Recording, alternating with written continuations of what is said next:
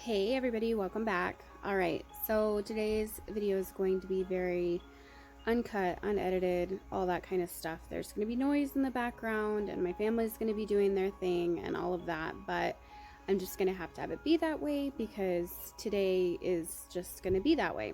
So anyways, you're having my morning coffee with me on the couch, and I am wanting to talk to you guys today about there's no way this video is gonna work. Whatever, we're gonna keep going. Okay, so I want to talk to you about just embracing life and embracing what life has thrown at you, because this last week we have had circumstances that have been really hard, very difficult, but if I have learned one thing, it is to embrace them and to count the blessings in them. And I can truly say that from the time when my anxiety and depression hit, and I really truly realized, I feel like I have to sneeze, and I really realized that I needed to or realized that I had anxiety and depression, I wanted to fight it. Everything in me is a fighter. Everything in me is I can conquer this. I was raised that if you were met with an obstacle, you conquered it. You didn't quit, you didn't give up, and you pushed through.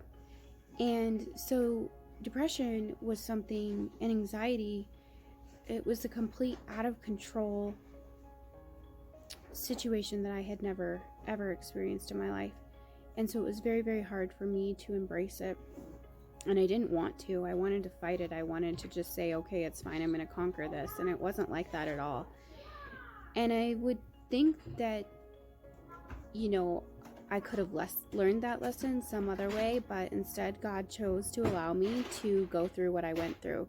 And so I see it as that I was given anxiety and depression for the simple fact that I needed to understand that the control wasn't mine, but also that I needed to embrace hard things and see how God could work them out in my life if I would trust Him. And so I wanted to come to you today with allowing yourself to trust God in the situation of anxiety and depression or illness or whatever it may be. Charlie, come here. So even just this week, we found out that our 9-year-old dog has kidney disease, and so that's one of the reasons I'm coming to you with a very unedited video, is because I don't have time to edit video. I've been giving my dog IV fluids at home, and my focus needs to be elsewhere, and that's how it is sometimes in life. And so we have just had quite the week, and so she's doing really great today, by the way. My dog is. She's spunky and just full of herself this morning, so shows me that the IVs are really helping. But anyways, so even with this week, obviously the news of your dog has kidney disease hit hard.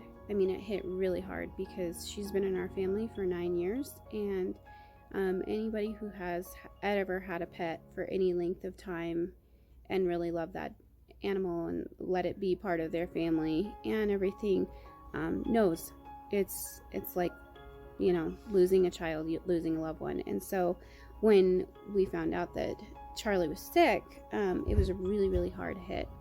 And my past self might have said, oh, I want to fight this, and all that kind of stuff, and not really embrace it. And I'm not gonna lie, there's a huge part of me that wants to do that, but I've also seen the silver lining in it, that we now know that our dog is sick, and we know that our days are limited, and we can treat her as much as we can, but we get to know what's going on with her, and we get to spend our days with her better because of knowing that she's sick. And so sometimes just acknowledging and knowing our actual situation is the first step in a road to recovery. And giving thanks to God in knowing that his ways are better than our ways and his thoughts are better than our thoughts and higher and all of that. And I've really applied that with thinking about my dog this week. But I also have realized when I reflected a little bit back that I did the same thing when I came to grips with the fact that I had anxiety and depression. I had to accept it, and I didn't want to. I wanted to fight it. I didn't want to embrace the fact that my life was going to be difficult for a season.